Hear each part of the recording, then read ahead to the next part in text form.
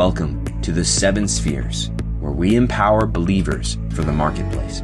Que le Seigneur vous bénisse abondamment. Nous allons commencer par une courte prière.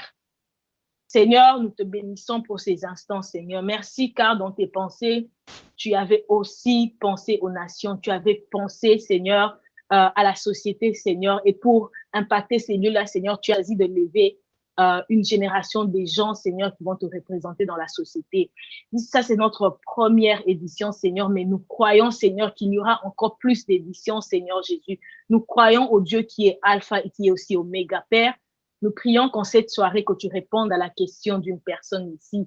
Est-ce qu'ils ont leur place dans la politique? Est-ce qu'ils ont leur place dans le gouvernement?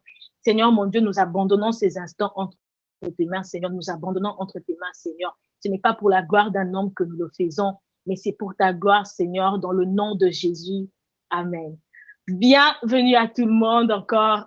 Je suis honorée de vous recevoir ce soir, aujourd'hui. Au nom d'Ézéchiel 37, je vous souhaite la bienvenue. Il y a beaucoup de personnes qui se demandent qui est-ce que nous sommes, qui sommes-nous, qui représentons-nous. Nous sommes Ézéchiel 37 Mission. Nous sommes un ministère qui a pour mission d'élever des fils et des filles de Dieu qui représenteront et manifesteront leur vraie identité en Christ. Nous croyons que Jésus-Christ se forme en ce temps une armée des gens qui non seulement aimeront les nations, mais aussi feront des nations ses disciples. Je suis Inès Foroume Mangala, votre hôte. Je suis mariée à Francis Mangala. Et ce soir, le Seigneur va passer par moi et par votre orateur pour vous édifier. Je ne peux pas trop tarder ici. Je vais directement aller introduire notre orateur. Notre orateur de ce soir n'est pas un inconnu. Il a fait ses études à Christ for Nation Institute à Dallas, à la prestigieuse université de Oral Roberts. Il est le premier évêque des milieux pentecôtistes et charismatiques au Gabon. Il est président, directeur international et fondateur des ministères Christ révélé aux nations, qui regroupe aujourd'hui près de 30 centres de réveil au monde. Il a formé de nombreux hommes et femmes de Dieu en les aidant non seulement à reconnaître les dons et l'appel de Dieu dans leur vie, mais aussi à y répondre efficacement. Il est conférencier international, brillant orateur, enseignant de la parole de Dieu. Il croit fermement que le christianisme libère et que la religion enchaîne. Il partage un message d'excellence et d'actualité. Son ministère apostolique est fondé sur l'enseignement des mystères de Dieu et la pleine manifestation de la puissance du Saint-Esprit. Son message découle de la profonde révélation qu'il a de Dieu et des Saintes Écritures. Il annonce un évangile moderne, actuel et avant-garde. Son engagement au service de Dieu et en faveur des hommes l'a conduit depuis 2005 à s'engager dans la sphère politique de sa nation avec comme objectif d'en faire un pays où il fait bon vivre pour tous. Il est marié à la révérende Nadia Joktan, que je salue et que j'honore. Tous les deux sont parents de 4 merveilleux enfants. Salutations à toute la famille Joktan. La vision de l'évêque, c'est de construire des nations en formant des disciples. L'une de ses maximes, c'est vivre, c'est choisir. Choisir Christ, c'est meilleur. La vocation de l'homme, c'est faire connaître Christ dans la francophonie en utilisant les moyens modernes et disponibles. Chers internautes, aidez-moi à recevoir l'évêque Mike Steve Joktan. Bonsoir, évêque.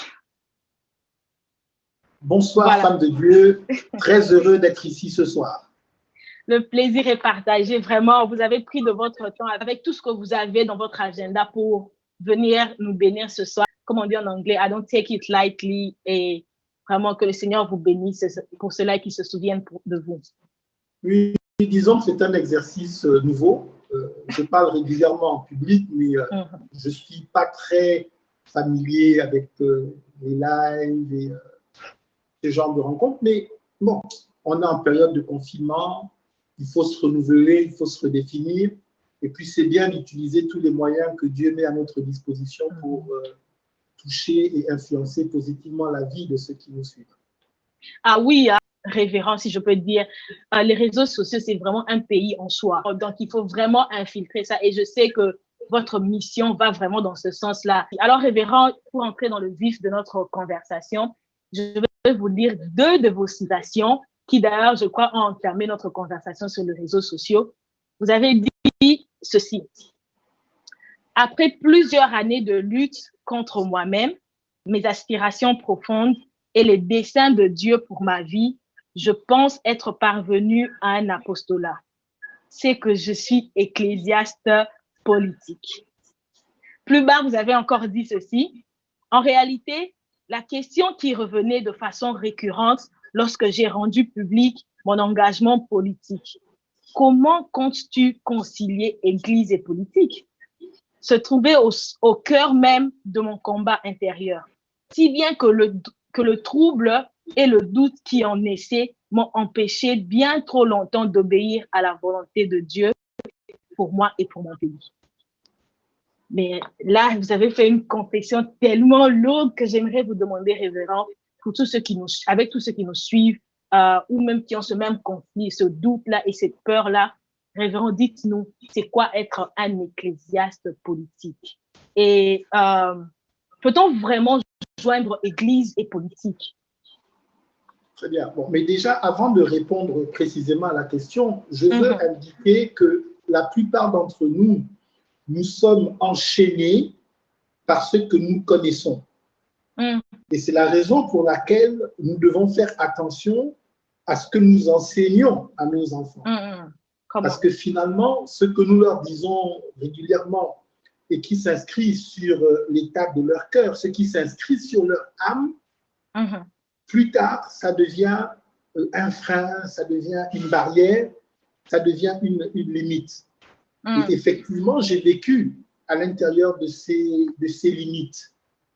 J'ai accepté le Seigneur dans une période où la religion dominait sur la vie de l'esprit. Lorsque j'ai donné ma vie au Seigneur, on nous disait par exemple qu'on ne pouvait pas raisonnablement être chrétien et en même temps être avocat.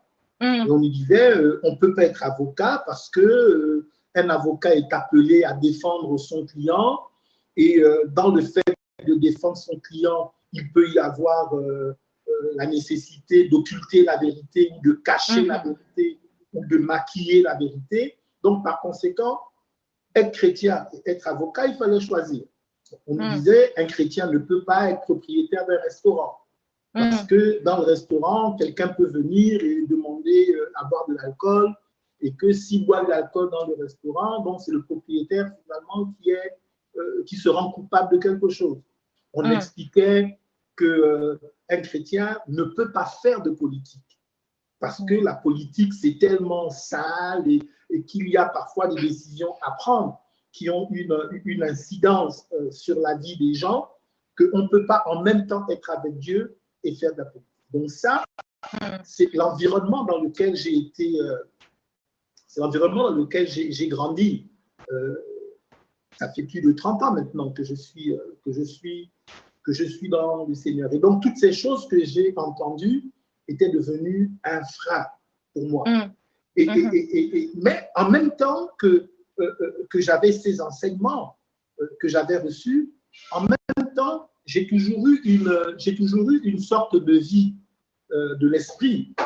Et j'ai toujours eu une sorte de vie de l'esprit et ressenti des choses à l'intérieur. Voilà.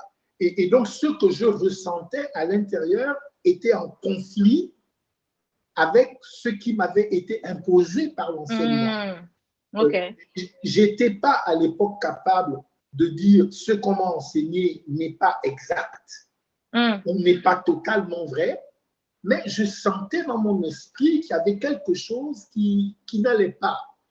Et donc, naturellement, ça m'a emmené à chercher le Seigneur, à questionner les pères de l'Église, à relire les Saintes Écritures profondément. Donc, c'est ce que je voulais dire d'abord, avant de répondre à la question.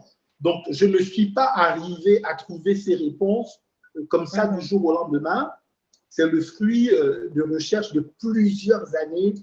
C'est le fruit d'un conflit intérieur extrêmement profond. Alors, est-il possible, effectivement, d'être en même temps un ecclésiaste et un politique? Je vais vous répondre de façon très directe. Oui. Et pour ça, oui. Et je voudrais que nous puissions, en fait, je vais dire plusieurs choses importantes. Elles sont peut-être choquantes, mais je dois les dire. OK. On est là. La première, c'est que contrairement à ce que nous pensons, la Bible de Genèse à Apocalypse, je vais réduire cela, le Nouveau Testament, le sujet premier du Nouveau Testament, ce n'est pas le salut. Oh, OK. Le sujet premier du Nouveau Testament, c'est la politique. Ah, révérend, comment ça? Non, c'est important que vous sachiez. Il n'y a aucun autre thème qui a été plus développé dans le Nouveau Testament que le thème du royaume. Wow. Et le royaume, c'est un système politique. Jésus a prêché le royaume. Le message que Jean le Baptiste prêche, le message de la repentance, il est lié au royaume. L'évangile que Jésus nous demande d'aller prêcher, c'est l'évangile du royaume. Ce n'est pas l'évangile du salut. L'évangile du royaume. OK. Bon, quand vous prenez Jésus, qui est notre exemple suprême, mais quand Jésus naît sur la terre, la première reconnaissance de Jésus, ce n'est pas en tant que prophète. C'est même pas en tant que Dieu. Les rois mages qui vont à Bethléem et qui entrent dans cette étable au-dessus de laquelle s'était arrêtée l'étoile qu'ils avaient suivie, les rois mages, quand ils rendent hommage à Jésus, on est trompé un tout petit peu parce que les rois mages se prosternent pour l'adorer. Et dans notre conscience de chrétiens, on se dit s'ils se sont prosternés, c'est que certainement ils ont voulu adorer Dieu. Mais non, les rois mages eux-mêmes disent qu'ils se prosternent pour adorer pas Dieu.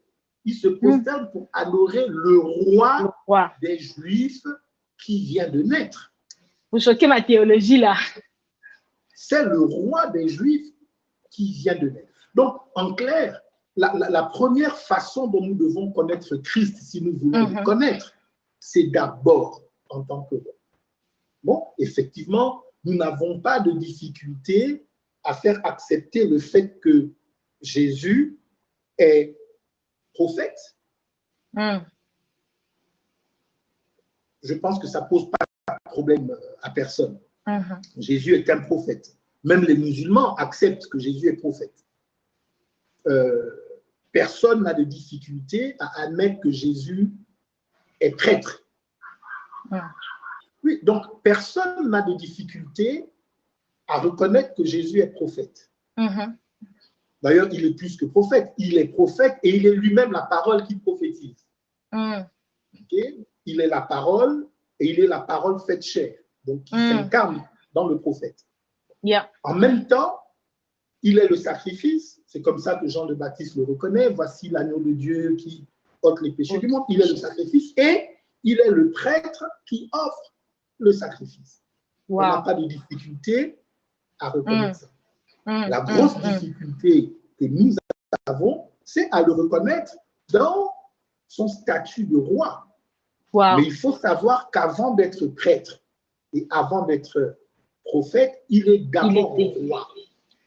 Et la question de la royauté encadre totalement la vie de Christ. Les rois mages viennent adorer le roi des Juifs qui vient de naître. Et c'est important parce que le roi des Juifs, parce que les Juifs ne vivent pas au ciel. Vérité. Les Juifs, ils sont sur la terre. Et les rois mages viennent adorer le roi des Juifs. Pas le roi des anges. Le roi des Juifs. Et puis, quand finalement il est sur la croix et qu'il vient de rendre l'âme, d'ailleurs, je fais une petite parenthèse. Pourquoi est-ce que Jésus est crucifié? Dites-nous, révérend. Il y a deux raisons. Il est crucifié parce qu'il a affirmé sa divinité. Mm. Okay? En disant qu'il est fils de Dieu, il établit une filiation avec Dieu et c'est Mm, inacceptable pour les religieux de l'époque. Mm. Donc, les religieux lui en veulent, demandent qu'il soit mis à mort parce qu'ils considèrent qu'il y a un blasphème. Yeah. Mais si Pilate et les Romains acceptent de crucifier Jésus, ce n'est pas à cause de sa divinité, mais c'est parce qu'il s'est proclamé le roi des Juifs.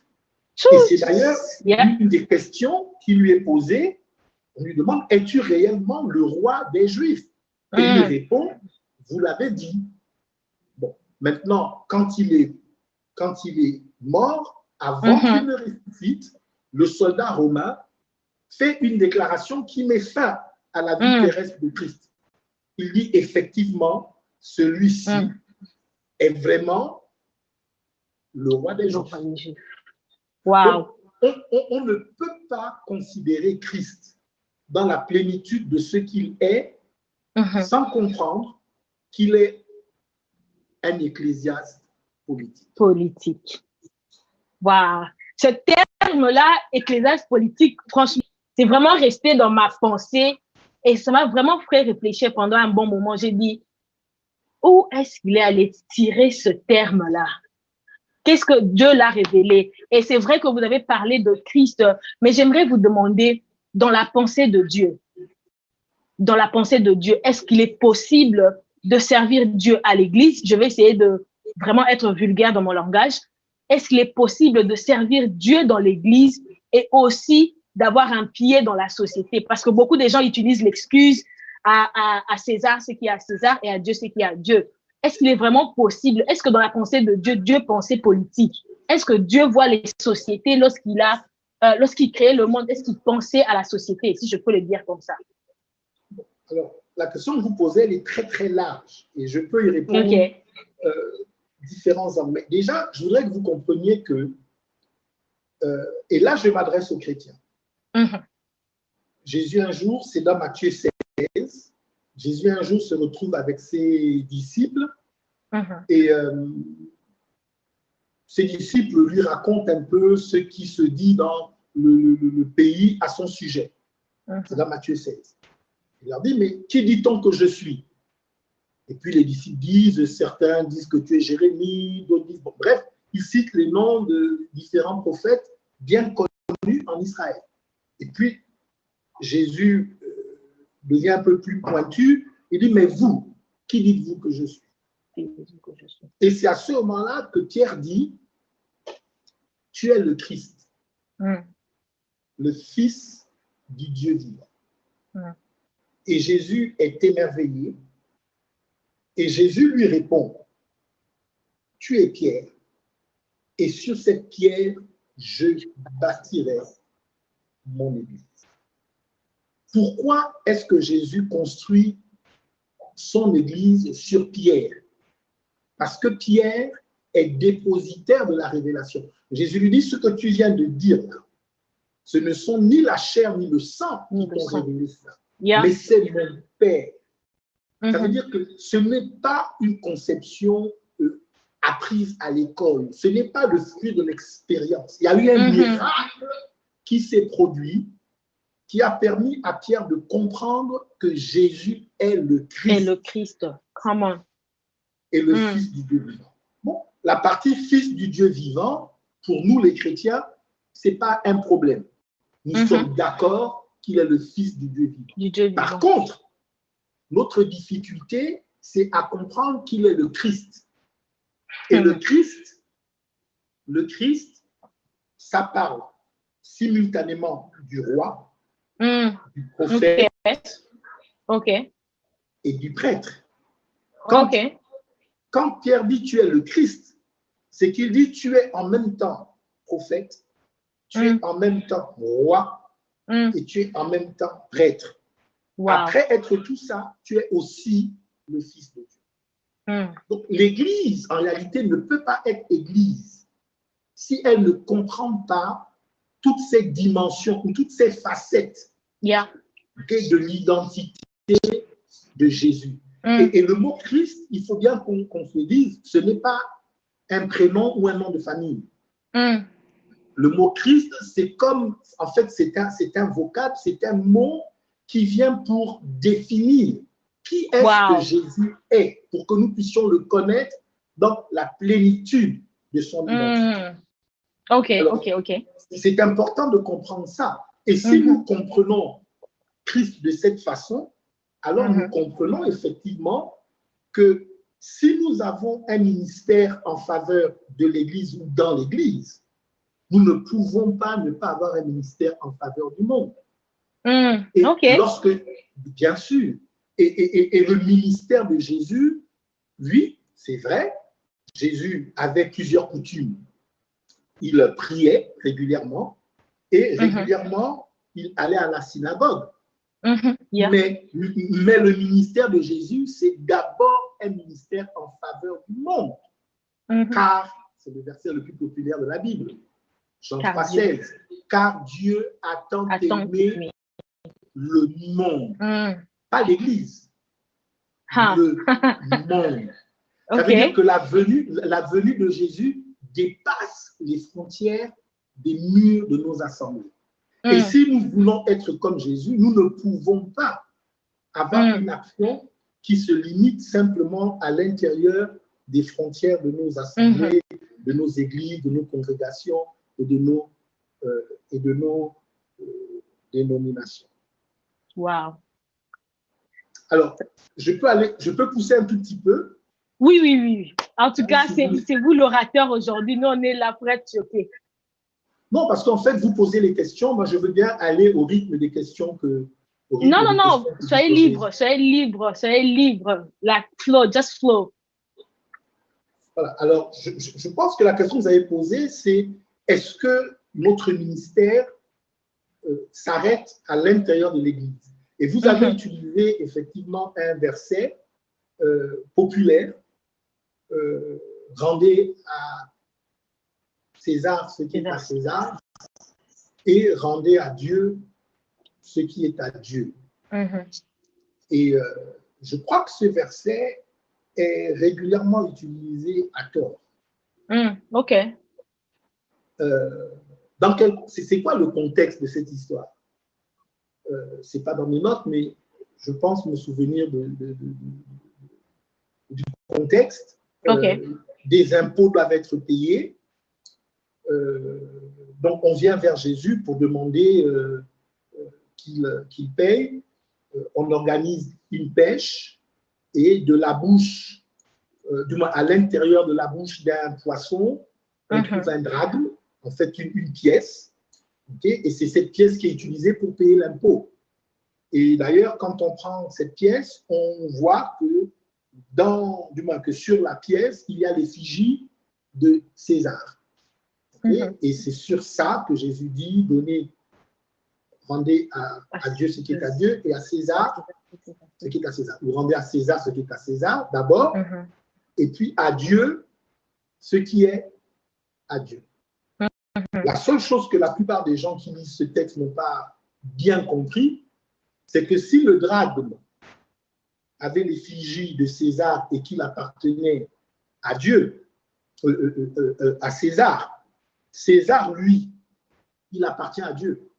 Et donc, quand la Bible dit « rendez à César ce qui est à César », c'est vrai, mais on ne doit pas s'arrêter là. Quand on a fini de donner à César ce qui lui appartient, César, dans son entièreté, il faut le prendre et il faut le donner à Dieu.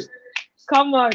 Et quand on a fait ça, effectivement, on a été au bout de ce que Jésus a dit. Magnifique. Donc, révérend, si je comprends bien, on peut être chrétien, on peut être à l'église, actif à l'église et aussi impacter la société. Parce que maintenant, on voit beaucoup de gens qui disent que non, restons à l'église, mais au même moment, quand vous les voyez à l'église, ils se plaignent des lois qui sont établies, je crois que c'est comme ça qu'on va dire en français, qui sont établies, bien qui ont été prises dans la société. Pourquoi tel gouvernement a fait ça? Pourquoi tel Sénat a fait ça? Pourquoi tel Sénat a fait ça? Mais non, moi, je me dis que si on avait des chrétiens dans le Sénat, dans le gouvernement, à la présidence, ces lois-là que nous sommes en train d'implorer maintenant ne passerait pas. Je pense que nous pouvons être d'accord sur ce sujet-là. Et ici, je vais directement entrer dans les quelques premiers versets du livre de Daniel.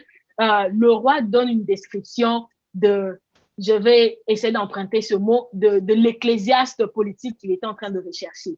On parle de son appartenance sociale, on parle de sa corpulence, son aspect physique, on parle de son aspect intellectuel et on parle de son aspect moral. Ce n'est pas qu'à Babylone, il n'y avait pas de gens, mais le roi recherchait l'église pour que l'église entre dans la cour. Certainement qu'il y avait quelque chose qu'il avait vu dans l'église qu'il ne voyait pas dans sa cour.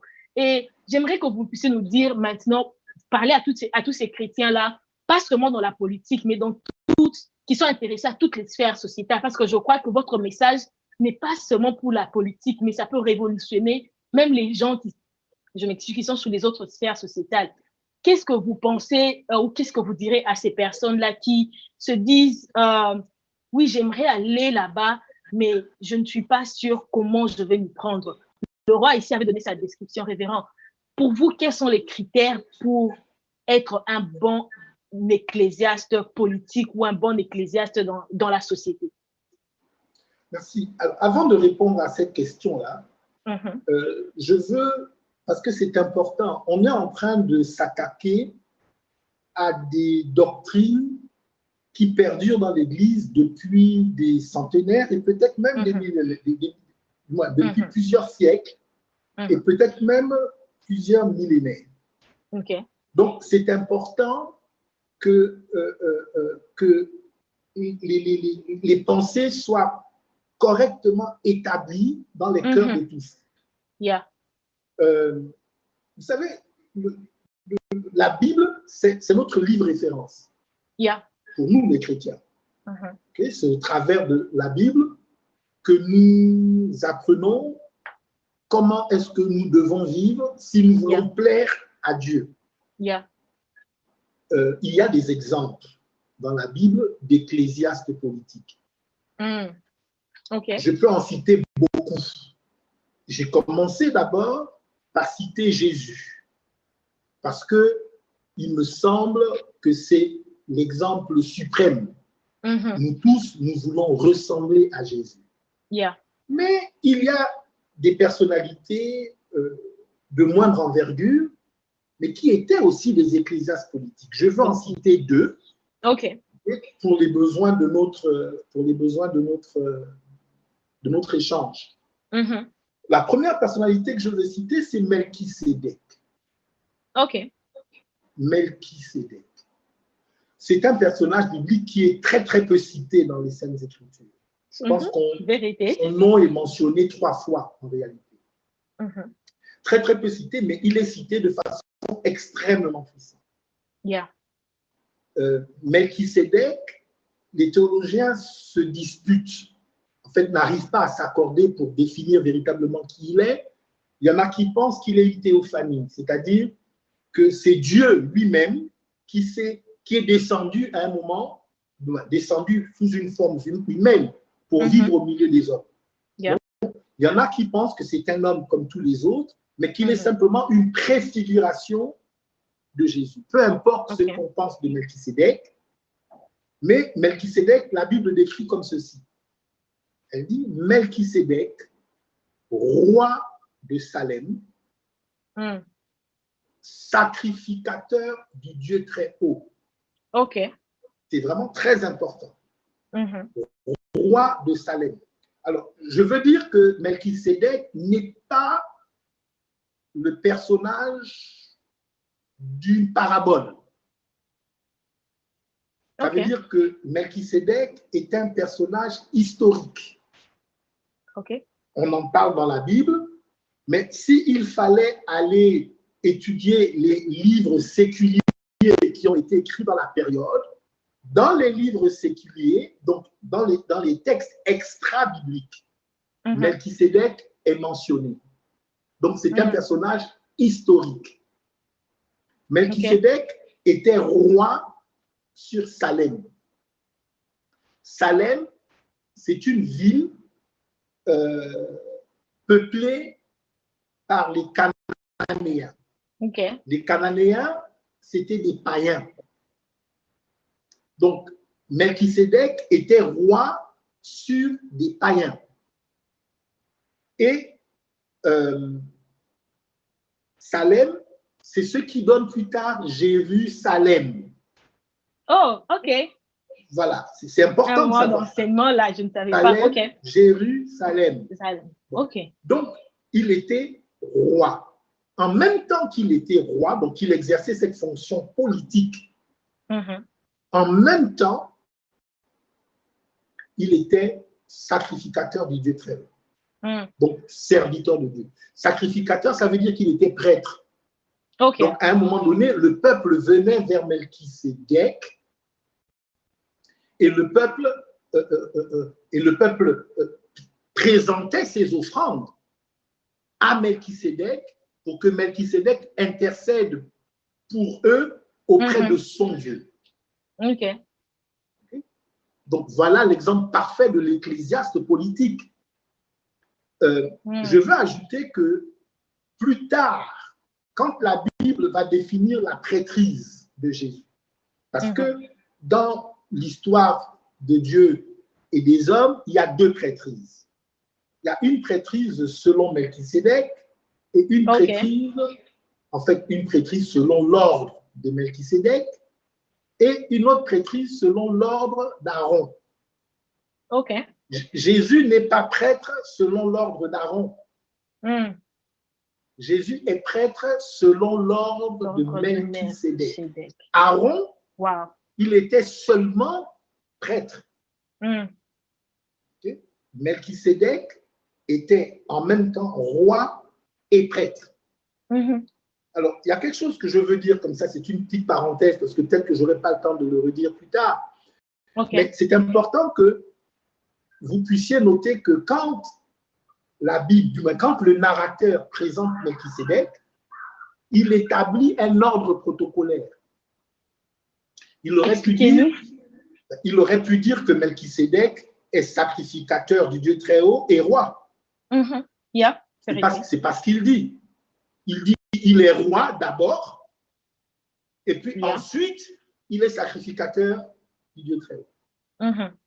Bon, c'est important de comprendre cet ordre des choses, parce que peut-être si le temps nous permet, puisque nous cherchons à capturer la pensée de Dieu pour chacun d'entre nous.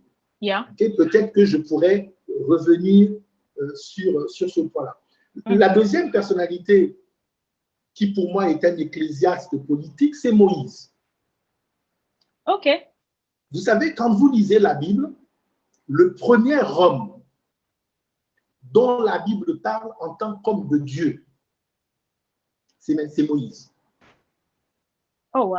La première personne à qui cette expression a été attribuée, c'est Moïse. Moïse est l'homme de Dieu. Et ceux qui étudient l'histoire des enfants d'Israël savent que Moïse est considéré comme le plus grand prophète de toute l'histoire d'Israël.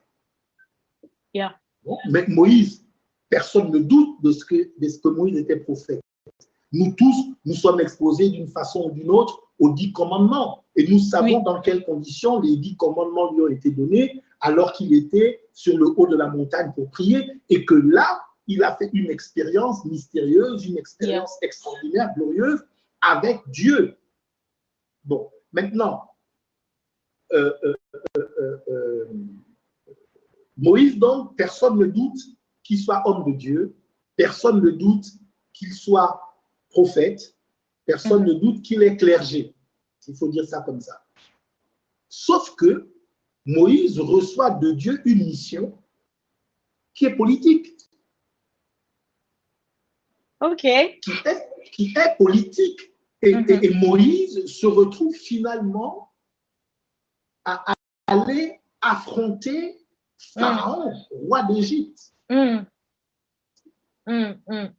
Alors,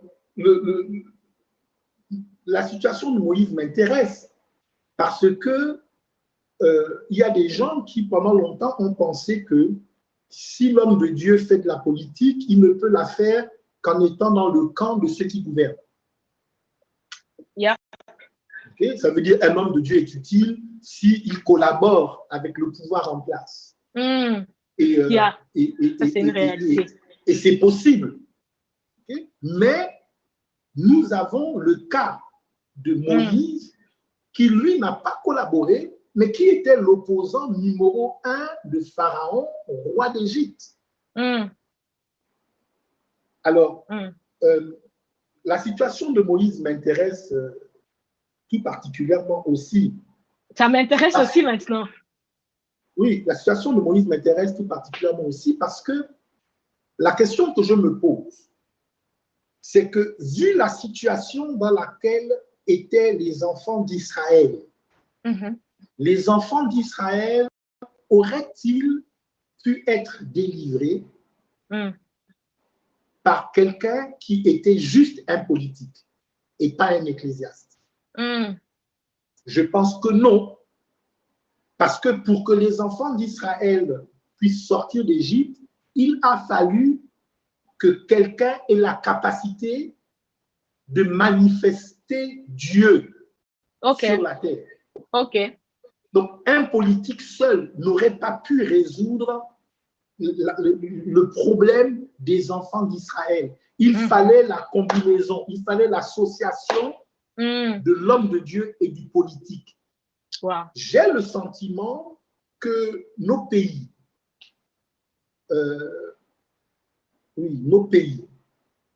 particulièrement les pays du Golfe de Guinée, le Gabon, le Congo, la RDC, ce qu'on appelle le Golfe de Guinée. Vous savez, j'ai découvert il y a quelques années que au niveau de la CIA aux États-Unis, on appelait cette partie du monde le cœur des ténèbres.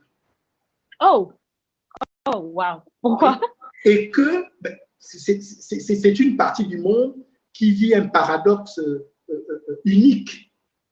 C'est la partie du monde la plus riche. Il n'y a aucun endroit dans le monde qui soit plus riche que le Golfe de Guinée. Tout ce que Dieu a créé qui est bon, dans le Golfe de Guinée, nous l'avons dans notre sous-sol. Mais en même temps, c'est la partie la plus pauvre du monde. Le contraste.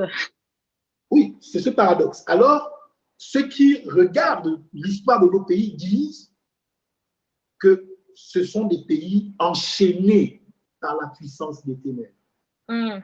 Alors, est-il possible que pour délivrer le Golfe de Guinée particulièrement, est-il possible qu'il faille une intervention du type de celle qui a été vécue autrefois pour délivrer Israël de l'Égypte? Est-il possible qu'un politique seul ne soit pas capable? Qu'il faille quelqu'un qui effectivement a un mandat politique, mais à ce mandat politique, il faut ajouter l'onction, il faut ajouter la présence dans sa vie de l'homme de Dieu. Donc, j'ai le sentiment en réalité que si nous n'avons pas d'ecclésiaste politique en action aujourd'hui, il est fort probable, les mêmes causes produisant les mêmes effets, il est fort probable que nos pays ne sortent jamais de la situation difficile, critique, de ténèbres dans laquelle ils sont. Alors voilà, c'est ces deux exemples que je voulais vous donner en ce qui concerne les ecclésiastes politiques. Il y en a beaucoup d'autres. Vraiment, vous avez choqué ma théologie. Vraiment, il y a beaucoup de choses que vous avez dit que je ne connaissais pas sincèrement. Je ne savais pas que Jérusalem est sorti de Salem, ou bien que Jérusalem est sorti de Salem. Et aussi, je n'avais pas vraiment vu cet aspect politique de Melchisédek et aussi de Moïse. Vous voyez, pendant longtemps, on s'est martelé sur le côté prêtre, sur la prêtrise de ces deux ici. Mais ici, on voit encore que derrière ce mandat se cachaient les nations. Dieu était en train de cibler les nations. Dieu voyait les nations. C'est comme si, au même moment, ça devient comme pour tous leurs appels et aussi même pour l'appel de Christ. On voit, c'est comme si c'est comme une guerre des nations. La nation de Dieu peu importe comment elle se représente, la nation de Dieu, et puis la nation du monde ici. Et c'est comme si c'était une guerre de qui va impacter qui. Et je sais que la Bible parle de comment les nations, ou bien la création, attend avec un ardent désir la manifestation des fils de Dieu. Est-ce que vous direz en quelque sorte que la création attend que ces rois-là, ces personnes qui ont reçu ce mandat de Dieu d'impacter, puissent venir et impacter? Parce qu'on ne va pas se cacher, il y a tellement trop de réalités maintenant dans la société où les crises par-ci, les crises par-là, c'est un peu comme si la création était en train de pleurer indirectement par le travers de ces crises ici. Et ma question, et je l'ai déjà posée, est de savoir, est-ce que vous pensez que c'est comme si c'était une guerre entre la nation de Dieu et le reste du monde? Qui va impacter qui? Votre impression dessus? Bien, eh bien, c'est important. La question que vous posez est majeure. OK. La plupart d'entre nous, aujourd'hui, nous nous définissons comme étant des chrétiens. Mm-hmm. Et à la limite, si je vous disais à vous que vous n'êtes pas chrétienne, vous vous sentiriez insulté, offensé. Mais c'est important de savoir que le mot chrétien,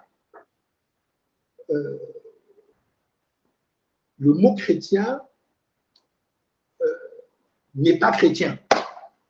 OK. Oui, en fait, comment je vais vous expliquer ça? Ce sont les païens, donc ce sont les païens ou les non-chrétiens, ce sont les païens qui, observant les chrétiens, ont dit ceux-là sont des chrétiens. OK, et quand ils ont dit ceux-là sont des chrétiens, le mot chrétien n'avait pas une connotation positive. OK. Ce qu'on indiquait simplement, parce que Jésus venait de mourir, ce qu'on indiquait simplement, c'est que ceux-là, ce sont les petits de Christ. Ce sont ceux qui l'ont suivi. Christ, sa mort à la face d'Israël, c'était une mort scandaleuse. La Bible maudit quiconque est pendu au bois. La façon dont Jésus a été tué, c'était une mort avilissante et humiliante. Donc, quand ceux-là disent « voici les chrétiens », en fait, ils établissent un lien avec Christ et un peu plus loin, ils établissent un lien avec la souffrance. Parce qu'on est effectivement dans une période de persécution. Donc, c'est important de savoir ça. Donc, quand vous dites « je suis chrétien », en fait, vous ne faites que répéter ce que les païens ont dit de vous. Chacun notre théologie, alors. C'est important de savoir ça. Parce que Jésus lui-même, quand il parle de nous, il ne nous a jamais appelés chrétiens. Jésus, quand il parle de nous, il utilise une expression, et d'ailleurs, il est le seul dans toute la Bible à utiliser cette expression. Il dit les fils du royaume. Oh, OK. Yeah. Pour Jésus, nous sommes les fils du royaume. En fait, il y a deux textes qui parlent des fils du royaume. Le premier texte, c'est le texte sur la parabole de la semence, la bonne semence et l'ivraie. Et puis, deuxièmement, lorsque Jésus guérit le serviteur du centenier. Et à ces deux circonstances, Jésus utilise le terme « fils du royaume ». En face des fils du royaume, il y a qui? En face des fils du royaume, il y a les fils du malin. C'est important de voir que Jésus ne les appelle pas les fils du royaume des ténèbres. Il les appelle les fils du malin. Parce qu'a priori, le malin n'a pas de royaume. Il n'a que des fils. Mais nous, qui sommes les fils de Dieu, nous sommes les fils du royaume. Et effectivement, il y a une guerre entre les fils du royaume et les fils du malin. Et cette guerre, elle commence dans Genèse. Lorsque, dans cette conférence du Jardin d'Éden, Dieu parle et rend un jugement sur chacun. Et il dit au serpent que je mettrai inimitié entre toi et la semence de la femme. Yeah. Okay? La semence de la femme, c'est Christ. La semence de la femme, c'est l'Église. Okay? Tu lui blesseras le talon, mais la semence de la femme t'écrasera la tête. Je mettrai inimitié. Donc, effectivement, nous sommes dans un monde où il y a deux royaumes, deux royaumes. Il y a d'un côté les fils du royaume et puis de l'autre, il y a les fils du malin qui sont en opposition. C'est important parce que je prêchais il y a quelques jours sur cette parabole et la première chose qui a retenu mon attention, c'est que le champ, c'est le monde. Et Jésus dit que le monde lui appartient. La seule raison pour laquelle il a permis aux fils du malin de ne pas être ôtés, c'est pour ne pas écorcher les fils du royaume.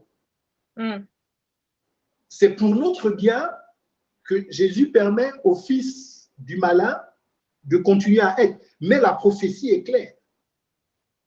La prophétie est claire, les fils du malin seront défrichés ou seront arrachés pour être jetés dans le feu et nous régnerons définitivement, pas dans les cieux, nous régnerons sur la terre. Donc, effectivement, il y a cette inimitié entre les deux royaumes. C'est un combat dans lequel nous sommes engagés depuis le Jardin d'Éden. Wow. Magnifique. J'ai reçu une question parce que j'avais demandé aux gens de m'envoyer des questions. Il nous reste à peu près 30 minutes et on va conclure. J'avais demandé aux gens de m'envoyer des questions et une personne m'a posé la question, a dit qu'elle aimerait bien entrer dans la sphère politique, mais son problème, c'est que à un certain niveau de cette sphère, il y a certains, comme je vais utiliser le terme de Daniel, on demande à certains de s'agenouiller devant la statue que le roi a fait. On demande à certains de compromettre leur côté ecclésiaste, si je peux dire. Qu'est-ce que vous pouvez dire à ces personnes-là? Ou Église, par votre propre exemple, comment vous avez fait pour tenir bon devant toutes les propositions qui peuvent venir devant vous?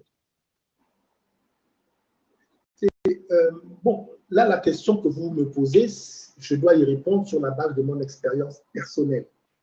OK. Sur la base de mon expérience personnelle, c'est important de savoir en qui est-ce que nous avons cru. C'est important, quel que soit ce que nous voulons faire dans la vie, le point de départ, c'est toujours de correctement se définir. Il faut savoir qui on est avant de penser à faire quoi que ce soit. Il n'y a pas de mission en dehors d'abord de la prise de conscience de son identité. OK. Alors, voilà. Alors, plutôt que de vous parler de ma vie, j'aimerais vous parler encore de Jésus. Je pense que c'est mieux. tout ce que vous voulez. Je pense que c'est mieux.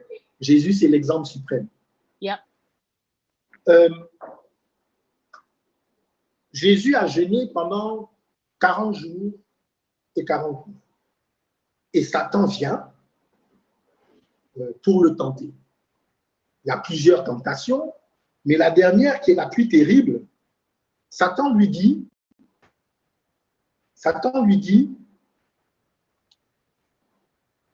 regarde, en fait, il l'emmène sur la haute montagne et lui dit, tout ce que tu vois avec la gloire de ce que tu as vu, je te le donne si tu te prosternes devant moi. Il dit, je peux te le donner parce que cela m'a été donné. Okay. Et Jésus lui répond qu'il est écrit, tu adoreras le Seigneur ton Dieu et à lui seul, tu rendras un culte. Alors, cette histoire, en fait, qu'est-ce qui se passe? Jésus est descendu des cieux sur la terre pour reprendre le contrôle de la terre. Okay? Peut-être que j'aurai le temps d'expliquer ça avec un certain nombre de versets bibliques. Il est venu sur la terre pour reprendre le contrôle de la terre. Le diable lui dit, tu n'as pas besoin d'aller à la croix. Tu n'as pas besoin de faire le sacrifice ultime. Si tu te prosternes tout de suite, ce que tu es venu chercher, je te le donne. Okay? Et Jésus lui dit non. Mais il y a beaucoup de leçons à tirer de cette histoire. La première, c'est que il y a un lien entre le pouvoir et l'adoration. OK. Celui qui veut le pouvoir, il doit adorer. Maintenant, la question, c'est qui est-ce que tu adores? Mais il n'y a pas de pouvoir sans adoration. Sans adoration. Wow. En fait, il n'y a pas de pouvoir sans autel. Écrivez en commentaire, il n'y a pas de pouvoir sans autel, il n'y a pas de pouvoir sans adoration. S'il y a un autel, s'il y a l'autel, c'est qu'il y a une adoration. S'il y a une adoration, c'est qu'il y a un sacrifice. Donc, toutes ces choses-là sont liées. C'est pour ça que dans nos pays, quand on approche des périodes électorales, il y a des crimes rituels. Parce qu'il n'y a pas de pouvoir sans autel. L'autel n'a pas de valeur sans adoration. L'adoration n'est pas effective sans sacrifice. Donc, Satan lui dit, il faut m'adorer si tu veux le pouvoir. Jésus ne conteste pas ça, mais Jésus lui dit, je ne t'adorerai pas toi. La deuxième chose dans cette histoire qui m'a perturbé, c'est que le diable dit que cette gloire ou le pouvoir sur la terre, la domination, m'a été donnée. Et Jésus ne conteste pas. Okay? À quel moment est-ce que le diable a reçu ce pouvoir? C'est dans le jardin d'Éden. Okay? C'est Adam, parce que quand Adam et Ève ont péché, la conséquence, ce n'était pas seulement la séparation d'avec Dieu, mais la conséquence, c'était aussi qu'ils ont perdu la domination sur la terre. Vous voyez bien que dans Genèse 1, quand Dieu crée l'homme, il dit faisons l'homme à notre image, à notre ressemblance, afin qu'il domine sur la terre. Okay? Quand Dieu crée l'homme, en fait, quand Dieu crée l'homme, il le crée pour que l'homme soit sur la terre ce que lui, il est dans les cieux. Wow, come on. Bien ça. Afin que tel il est dans les cieux, tel nous soyons sur la terre. Voilà pourquoi Dieu fait l'homme à son image, qui domine sur la terre. Mais le péché vient séparer l'homme de Dieu, lui faire perdre son image et par conséquent lui faire perdre la domination. C'est à ce moment-là que le diable prend la domination dans ses mains. Bon. Donc, c'est vraiment important ce que je suis en train de vous dire. D'ailleurs, dans Luc, lorsque Jésus se retrouve chez Zachée, il dit, le salut est entré dans ta maison, car le Fils de l'homme est venu pour chercher ceux qui étaient perdus. Ceux qui étaient perdus, ce n'est pas C-E-U-X. Okay? Il n'est pas venu chercher des hommes et des femmes qui étaient perdus.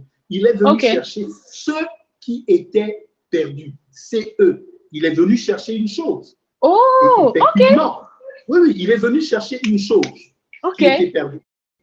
Et quand on va maintenant dans Matthieu 28, 19, c'est le texte de la Grande Commission, allez, faites de toutes les nations des disciples. Le verset 18, tout pouvoir m'a été donné dans les cieux et sur la terre. Ça, c'est le discours du Christ ressuscité. Donc, en clair, il a récupéré ce qui avait été perdu. Et maintenant, il nous donne le pouvoir, puisqu'il a récupéré le pouvoir, il nous donne maintenant la responsabilité d'aller et de faire, pas des personnes, des disciples, la responsabilité de faire des nations. Des nations. Des disciples. Donc, en fait, je raconte tout ça, je dis beaucoup de choses parce que, bon, on n'a pas beaucoup de temps pour se parler et le sujet à couvrir est large. Mais ce que je veux indiquer, c'est que si vous êtes chrétien, c'est Dieu qui donne le pouvoir. Aujourd'hui, Dieu, par Christ, a récupéré le pouvoir. Il dit tout pouvoir m'a été donné. Il ne dit pas une portion du pouvoir. Il dit bien tout pouvoir m'a été donné. Pas seulement dans les cieux. Il dit dans les cieux, mais aussi sur la terre.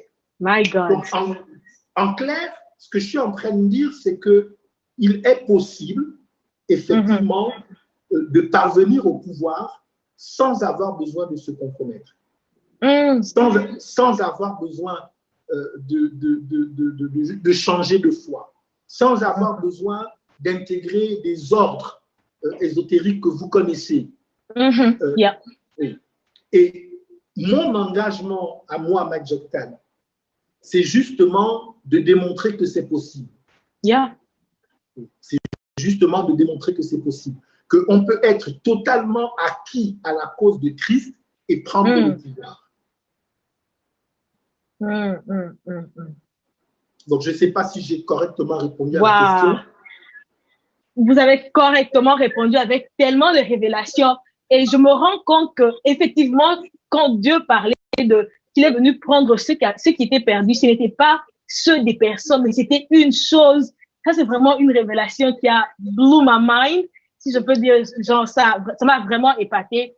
Et aussi, vous nous avez démontré qu'il est possible d'être ecclésiaste et politique. Révérend, avant que nous puissions conclure avec notre live, j'aimerais vous demander qu'est-ce que le Seigneur vous dit présentement par rapport à l'Église et à la sphère politique, à la sphère gouvernementale, ou même encore à toutes les sphères sociétales. Qu'est-ce que le Seigneur est en train de vous dire? Et aussi, en passant, est-ce qu'il y a un fardeau dedans de vous de voir les fils du royaume, si je peux utiliser ce terme, les fils du royaume impacter les sphères sociétales? En fait, je veux dire deux choses. Je veux lire un texte des Saintes Écritures que tout le monde connaît. C'est un texte que les théologiens, c'est un texte sur lequel les théologiens sont unanimes. C'est une prophétie au sujet de Jésus.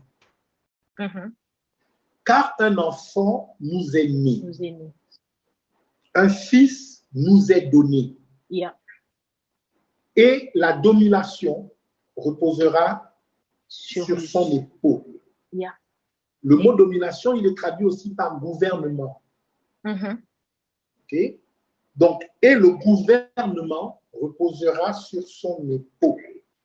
On l'appellera admirable, conseiller, Dieu puissant, Père éternel, Prince de la paix. Les théologiens sont d'accord pour dire que l'enfant dont il est question là, qui est né, le fils qui est donné, c'est Jésus lui-même. Vous êtes d'accord avec ça, Inès? Oui, je suis d'accord. À moins que vous Et la Bible dit que la domination, le gouvernement, sera sur son épaule. Dans Ésaïe 22, verset 22, il est dit « Je mettrai sur son épaule la clé de la maison de David. Quand il ouvrira, nul ne fermera. Quand il fermera, nul n'ouvrira. » Toujours sur l'épaule. Maintenant, l'apôtre Paul, quand il nous parle, il nous explique que l'Église, c'est le corps. Donc, Christ est la tête. Alors, si Christ est la tête et que la clé n'est plus sur sa tête, mais qu'elle est sur l'épaule, c'est pour vous expliquer quelle est la responsabilité de l'Église dans ces temps-ci. Wow. Wow, wow. La clé de David, c'est la clé du Christ. Mhm. Parce que David était en même temps roi, Yeah. en même temps prophète. Vous savez que David a prophétisé la venue de Christ. Oui. Et en même temps, David était prêtre. Il a mangé les pains de proposition avec ses serviteurs et Dieu a agréé cela. Yeah. C'est sur ceux qui portent ces trois onctions. En fait, ceux qui portent ces trois onctions, ce sont ceux à qui Dieu a donné la clé de la vie. My God. Mais ça, c'est l'Église. Voilà. Alors, oui, ça, c'est l'Église. Je voulais terminer en disant que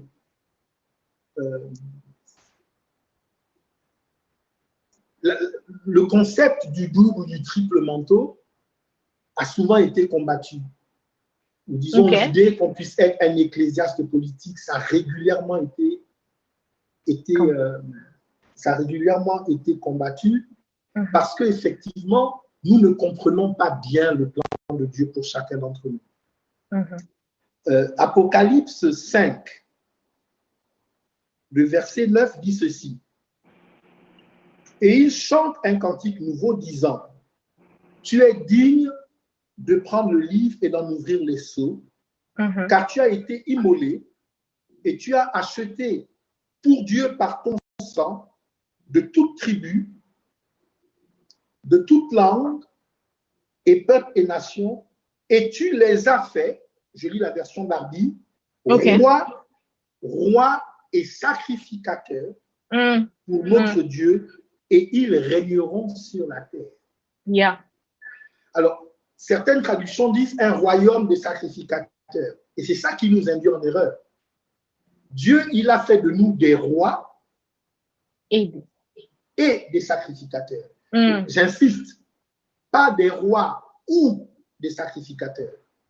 Mais des rois, et des sacrificateurs. Pendant longtemps, on a absolument voulu dissocier les deux en disant soit tu es roi, soit tu es sacrificateur. Non, c'est pas ça le plan de Dieu. Le plan de Dieu, c'est que nous soyons tous des rois. Bon, vous êtes familier avec le concept des 7 montagnes. Oui. Et les 7 montagnes, la religion, la politique, l'éducation, la culture, la famille, etc. Bon. Donc, des rois d'abord sur chacune de ces montagnes, sur chacun de ces royaumes. Et alors que nous opérons en tant que rois, nous travaillons à réconcilier les hommes avec Dieu. C'est ça qui fait de nous des sacrificateurs. J'ai le sentiment que, parce que nous n'avons pas compris que nous portons en réalité ces deux manteaux sur nous de façon permanente en tant que fils du royaume, c'est la raison pour laquelle nous ne vivons pas la plénitude de ce que Dieu a prévu pour nous, parce que nous vivons à moitié en réalité ce que nous sommes, ce que Dieu a voulu faire de chacun d'entre nous.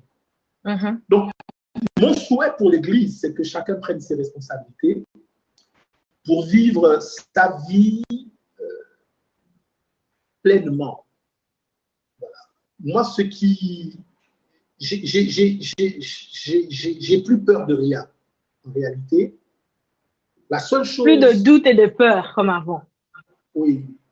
Je n'ai plus peur de rien depuis longtemps maintenant.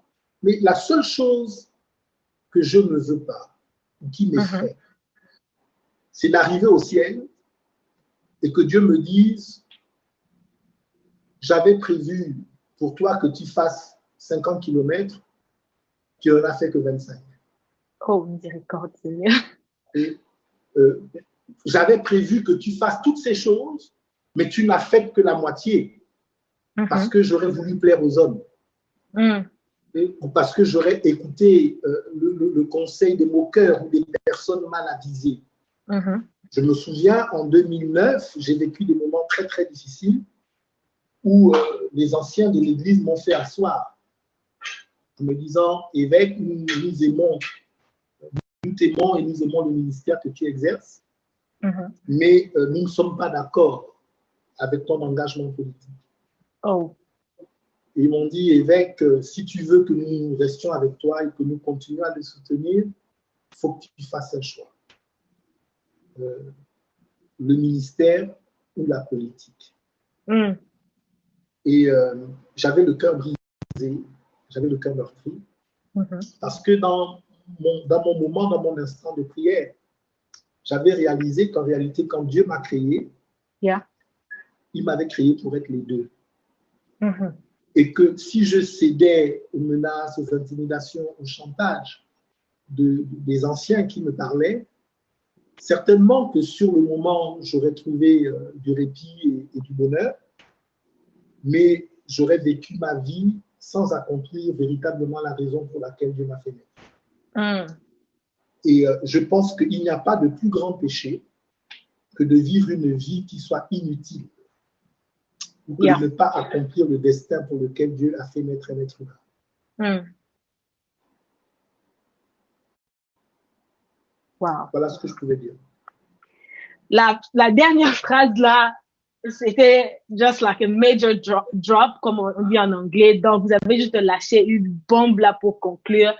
C'est vivre une vie inutile. Chers internautes, vous nous suivez, vous avez entendu le bishop. Ce qu'il a dit ici, ce n'est même pas un tiers ou bien la moitié de ce que Dieu a déposé en lui pour les nations. Écoutez, c'est un bishop, donc ça veut dire qu'il oversee plusieurs personnes, plusieurs nations. Imaginez tout ce qu'il a en lui.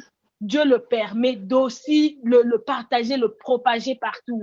J'aurais vraiment aimé qu'on puisse le garder ici pendant des heures et des heures, mais nous comprenons qu'il a aussi ses engagements, chers frères et sœurs.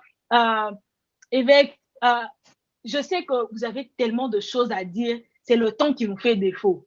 Mais j'aimerais dire aux gens ici ce soir que l'évêque a une page qu'il a créée, et sur cette page-là, et vous verrez les informations sur votre écran, sur cette page-là, il parle de ces mystères-là. Si vous croyez que ce que vous avez entendu aujourd'hui, c'était tout, laissez-moi vous dire qu'il y a encore plus d'informations, il y a encore plus de choses. Dans ce groupe Facebook, j'ai partagé le post sur ma page. Quand vous allez refresh, vous allez rafraîchir votre page, vous verrez le post là-bas avec le lien Facebook. Allez adhérer à ce groupe. Moi, je vous dis adhérer à ce groupe. Vous voyez sa façon de réfléchir. C'est comme ça que nous devons réfléchir lorsque nous attaquons les histoires dans la société. Je suis de ceux qui croient que nous devons arrêter avec un esprit de victimisation où c'est toujours le problème, c'est toujours les autres et jamais nous. Mais en écoutant le bishop, je me suis rendu compte que en fait, c'est nous avons un problème de compréhension, nous avons un problème de référence. C'est comment est-ce que tu te définis? Est-ce que tu te définis seulement par rapport à ce que l'Église te dit ou bien tu te définis par rapport à ce que Dieu a placé en toi, la destinée que le Seigneur a placée en toi? Je ne sais pas pour moi je suis ecclésiaste, pas peut-être politique, mais je sais que je suis ecclésiaste et quelque chose d'autre. Et dans le cas du bishop, c'est un ecclésiaste politique. Laissez-moi vous poser la question. Vous êtes quel genre d'ecclésiaste? Êtes-vous ecclésiaste politique, ecclésiaste, je ne sais pas moi, dans la famille, ecclésiaste dans la culture, ecclésiaste dans le business? Quel genre d'ecclésiaste êtes-vous? Vous n'êtes pas seulement appelé à chauffer les bancs de l'Église. Après avoir acquis tout ce que vous avez acquis à l'Église, chers frères et sœurs, sortez avec cette connaissance-là, allez impacter les nations. Comme le bishop l'a dit, nous sommes dans un temps de conquête. Nous devons conquérir les nations. Le roi est en train de chercher, vous voyez, le roi est en train de rechercher cet ecclésiaste-là qui va venir changer les choses à Babylone, qui va venir transformer les choses dans la nation. Et par la grâce de Dieu, vous êtes cette personne-là, vous êtes ce choix-là. En médecine, on vous attend. Dans les business, on vous attend. Dans le monde de la communication, on vous attend. Dans la sphère, dans la sphère de la famille, on vous attend. Beaucoup de familles sont divisées parce qu'il n'y a pas des ecclésiastes qui vont implémenter le système divin dans la famille. Chers frères et sœurs, je ne sais pas pour vous, je peux parler on and on, mais vous voyez, les informations sont sur Facebook et la fiche apparaît sur votre écran maintenant. Je vous dis, allez, abonnez-vous et envoyez votre demande, rejoignez ce groupe-là, vous serez transformés, vous serez édifiés. C'est le moment de la réforme sociétale.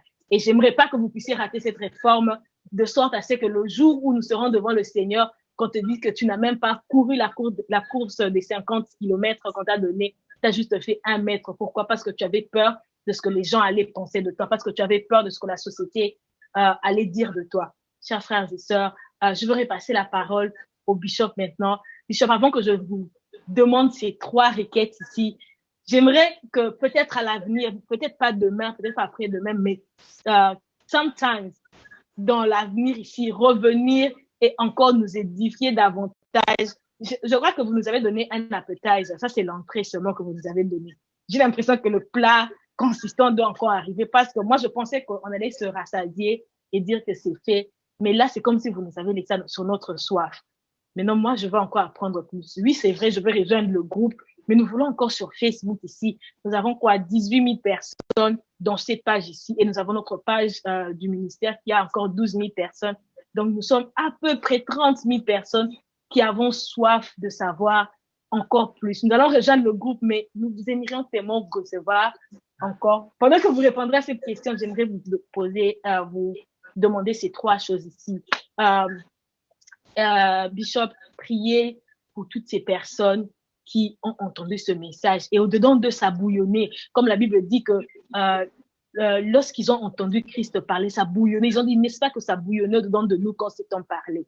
Et c'est comme ça que c'est le sentiment que, sincèrement, que j'avais au-dedans de moi. J'avais envie d'écrire, j'ai mon notepad ici. J'étais en train d'écrire tout le temps ici. Je me disais, je vais écrire ça, je vais écrire ça, je vais écrire ça. Mais est-ce que vous pourriez prier pour ces personnes qui se disent que ce message m'a touché, mais je ne connais pas de quel Dieu il parle. Je ne connais pas le Christ. Qu'est-ce que je peux faire pour rejoindre cette famille des fils de Dieu? Ça, c'est la première prière. La deuxième prière que j'aimerais que vous puissiez prier en tant que père, en tant qu'homme politique, en tant qu'évêque, j'aimerais que vous puissiez prier pour ces personnes qui se disent que ce message m'a révolté, ce message m'a interpellé, mais j'ai encore une petite peur pour me lancer dans les sphères sociétales. Et la dernière prière, j'aimerais que vous puissiez bénir Ézéchiel qui prend cette mission et toute l'équipe avec laquelle nous travaillons, qui sont en train de nous suivre ici. Je ne pourrais citer tout le monde, mais je sais qu'ils sont tous connectés ici en train de suivre et je suis sûre que tous sont édifiés. Évêque. Merci. Je vais faire cette prière. Je profite avant de faire la prière de dire mon mot de fin. Pas de problème. Voilà, même si en réalité, dans ce que nous faisons, il n'y a jamais de mot de fin. En réalité, il n'y a que des points de suspension et un rendez-vous prochain. Mais ce que je veux dire, c'est que actuellement au Gabon, on vit une situation un peu particulière, puisque depuis quelques jours, l'Assemblée nationale a décidé de dépénaliser l'homosexualité.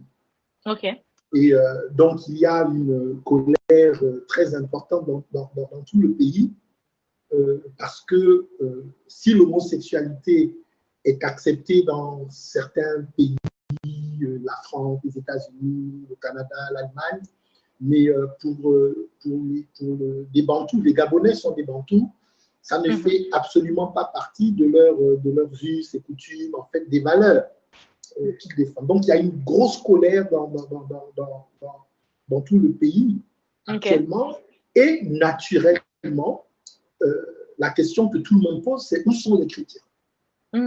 Et même les gens du monde, aujourd'hui, interpellent les pasteurs, interpellent les chrétiens en disant, mais où sont les chrétiens? Effectivement, sur les 30 dernières années, nous avons enseigné à nos chrétiens qu'il fallait laisser la politique entre les gens du monde, qu'il fallait laisser la politique aux francs-maçons, aux rosicruciens, à ceux qui sont adeptes des sociétés traditionnelles dans nos pays. Et effectivement, on se retrouve dans une situation aujourd'hui où l'Église est extrêmement minoritaire dans les centres de décision. Donc, au Gabon, actuellement, il y a un réveil, il y a une prise de conscience générale que ça doit changer. J'ai vu sur Facebook certaines personnes dire je serai des chrétiens, dire je serai candidat aux prochaines élections législatives. Donc, Dieu a commencé à faire quelque chose. Maintenant, c'est vrai dans le domaine de la politique, mais tout le monde ne va pas faire de la politique.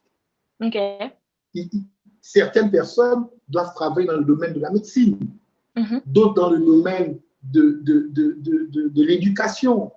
Yeah. Il y a des choses à faire dans l'éducation. Vous savez, aujourd'hui, il y a des bases que l'on établit dans la vie de nos enfants qui font que quand ils sont plus grands, ils ont des difficultés à accepter, à pouvoir vivre une vie spirituelle parce que les fondations qui leur ont été transmises par l'éducation ne sont pas bonnes. Il faut investir dans le domaine de la culture et des arts. Yeah. Et que nous ayons des arts, que nous ayons une culture qui soit à la gloire de Dieu. Nous voulons avoir des moments de détente, nous voulons nous réjouir, des moments de plaisir, mais tout ça doit se faire sous le regard de Dieu, etc. Donc, bref, aujourd'hui, il y a une prise de conscience que si nous prions, notre mission ne se termine pas lorsque nous avons prié à l'église.